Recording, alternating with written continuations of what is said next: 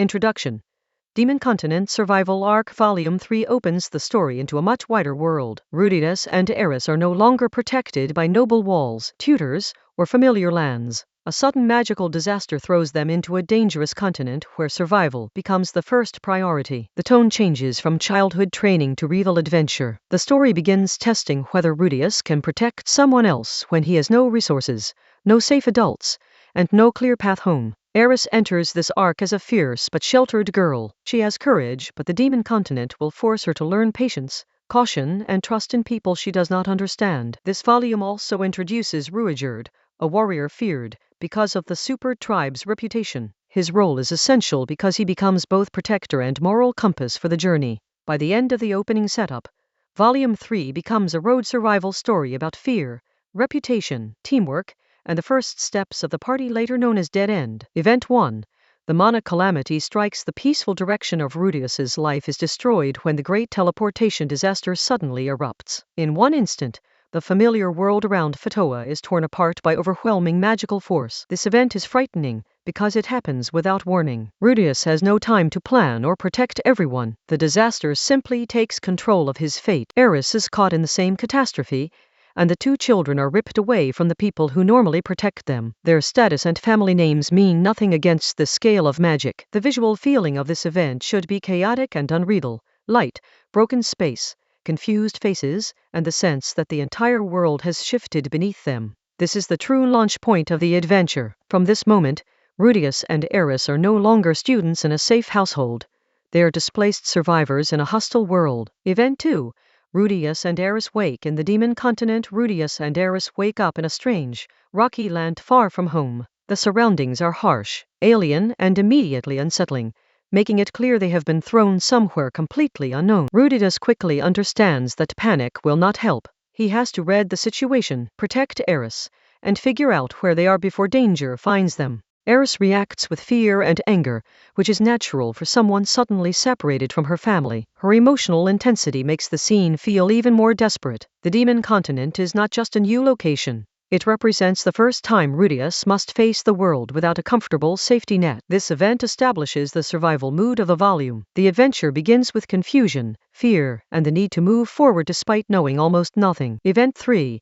The first meeting with Ruijerd. A tall green-haired warrior appears before Rudius and Eris, creating immediate tension. His appearance is intimidating and the children have every reason to be cautious. The shock becomes stronger when they realize he is connected to the feared super tribe. In this world, that name carries terrifying stories and deep prejudice. Rudius must decide quickly whether this stranger is a threat or a possible protector. His judgment here matters because he and Eris cannot survive the continent alone for long. Ruijerd's calm behavior contrasts with his frightening reputation. The scene begins challenging the difference between rumor and reality.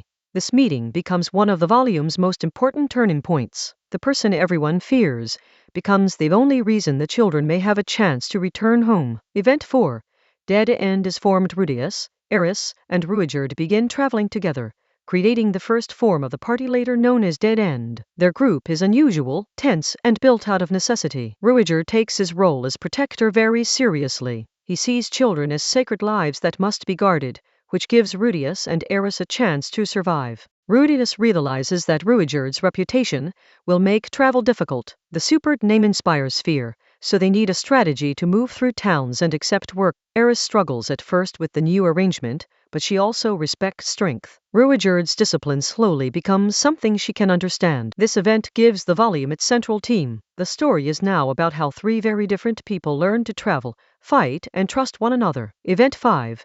Learning the rules of the demon continent. The demon continent forces Rudius to learn quickly. Food, money, language, monsters, and social customs all become problems that cannot be solved by magic alone. Ruijerd becomes a guide to the land, showing the children how to survive in a place where mistakes can be deadly. Eris begins seeing the gap between noble training and real danger. Her sword skill helps, but the journey demands awareness and restraint as well. Rudius watches how people react to Ruijerd and begins understanding how powerful prejudice can be. The world's fear of super is not a small inconvenience. It shapes every interaction. This section deepens the road adventure feeling. The party must survive not only monsters, but also poverty, reputation, and unfamiliar culture. Event 6. First battles and survival lessons. The group faces early dangers that prove the demon continent is not forgiving. Every battle becomes training, and every mistake could cost them their lives. Rudius uses magic to support the group, but he also learns that power must be used carefully. Reckless strength can create new problems instead of solving them. Eris throws herself into combat with courage, and her aggressive style fits the harshness of the continent. Still, she must learn to fight as part of a team. Ruijerd's spear skills show why he is such a terrifying warrior. He protects the children with calm precision, proving again that his reputation does not tell the whole truth.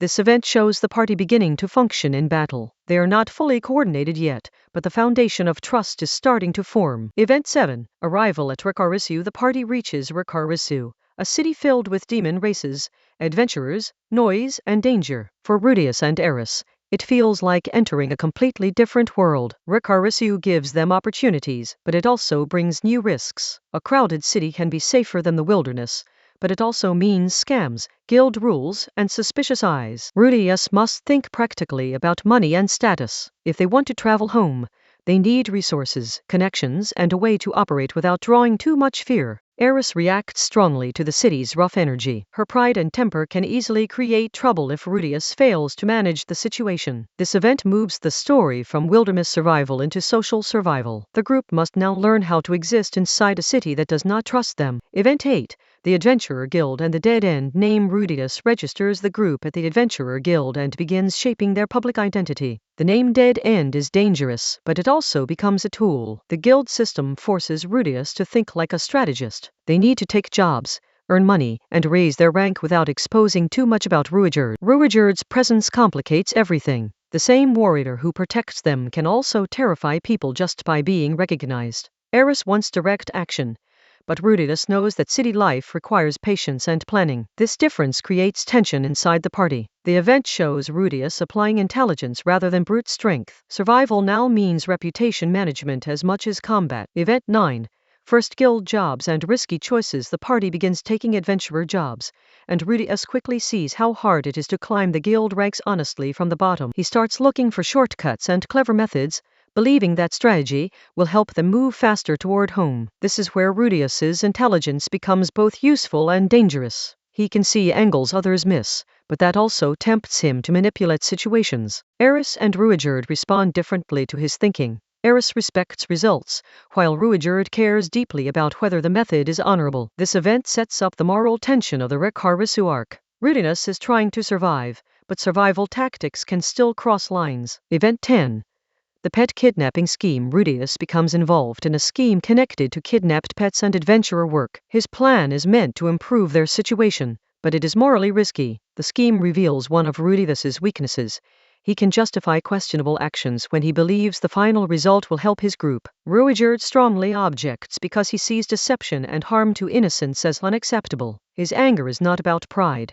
It comes from a strict moral code. Eris witnesses the conflict and begins understanding that strength is not only about fighting. The adults around her are clashing over values. This event is important because it forces Rudius to confront the difference between cleverness and responsibility. Event 11. Conflict with other adventurers. The Rikarisu situation brings the party into conflict with other adventurers. The city's underworld and guild politics become harder to ignore. Rudius has to respond under pressure, balancing secrecy, safety, and the need to protect people who are being exploited. Ruijerd's patience wears thin when he sees children or helpless creatures suffering. His protective instinct makes the conflict more intense. Eris is ready to fight, but she must learn that not every enemy can be handled by charging forward. The city requires timing and judgment. This section raises the stakes of the city arc. What began as survival work becomes a test of how Dead End will be seen by others. Event 12. Ruijerd's honor challenges Rudius. Ruijerd confronts Rudius over the way he has handled the situation. This is not a simple argument. It is a clash between survival logic and warrior honor. Rudius realizes that Ruijerd is not naive. He understands danger, but he refuses to build their future on cruelty or manipulation involving the weak. The confrontation matters because Rudius respects Ruijerd. Being criticized by him feels different from being scolded by an ordinary adult. Eris also absorbs the lesson. Ruijerd's anger shows her that strength must be tied to principles, not only victory. This event becomes a moral correction for Rudius. He begins understanding that Dead End's reputation can only change if their actions deserve trust. Event 13. rescue and redemption. In Rikarisu, the party turns the situation around by acting more directly to rescue victims and correct the damage caused by the scheme. Rudius uses his intelligence in a better way, combining planning with a clearer sense of responsibility. Ruijerd's fierce protection of children becomes visible to others, slowly weakening the terrifying image people hold of the Supered. Eris fights with courage, but now her actions are part of a rescue effort rather than simple aggression. This event gives the Rikarisu arc its emotional payoff. Dead End begins earning a reputation not as monsters, but as protectors. Event 14. The Supered reputation begins to change after the rescue. People start seeing small evidence that Ruijerd is not the monster described in old stories. The change is not complete, but it begins. Ruius understands that reputation can only be repaired through repeated actions. One good deed cannot erase generations of fear, but it can create a first crack. Ruijerd is deeply affected because his tribe's name has caused him pain for so long. Even a small improvement matters to him. Eris also grows closer to Ruijerd, seeing him not merely as a bodyguard, but as someone with a wounded past and strong ideals. This section makes the party's goal larger than returning home. They also begin carrying Ruijerd's hope of changing how the world sees the Supered. Event 15. Leaving Rikarisu behind with money, experience, and a slightly improved reputation, the party prepares to leave Rikarisu and continue the long journey home. The city arc leaves behind lessons about trust, strategy, and morality. Rudius is not the same person who entered the guild looking only for quick advancement. Eris has become more capable and more aware of the world's harshness. The journey is shaping her into a survivor. Ruijerd remains steady, but the small progress in Rikarisu gives him reason to keep believing that his tribe's name can someday be restored. This event transitions the story back into travel. The party is stronger now, but the road ahead is still dangerous and uncertain. Event 16.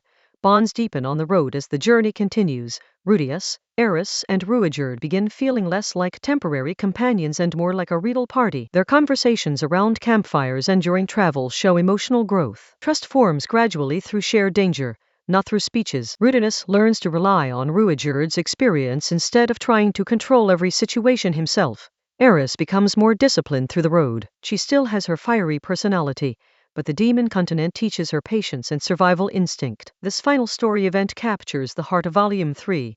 3 people from very different backgrounds choosing to move forward together. Conclusion. The journey home truly begins by the end of Volume 3. Rudius and Eris have survived their first major stage on the demon continent. They are still far from home, but they are no longer helpless. Dead End has become more than a convenient party name. It represents a group trying to survive, protect others, and change a hated reputation one action at a time. Rudius grows by learning that cleverness needs ethics. His mistakes in Rikarisu teach him that good intentions do not excuse harmful methods. Eris grows through hardship, battle, and travel. The sheltered noble girl begins transforming into someone who can endure the world outside her estate. Volume 3 closes with the party facing the road ahead. The destination is still distant, but the bond between Rudius, Eris, and Ruijerd has become the story's strongest light.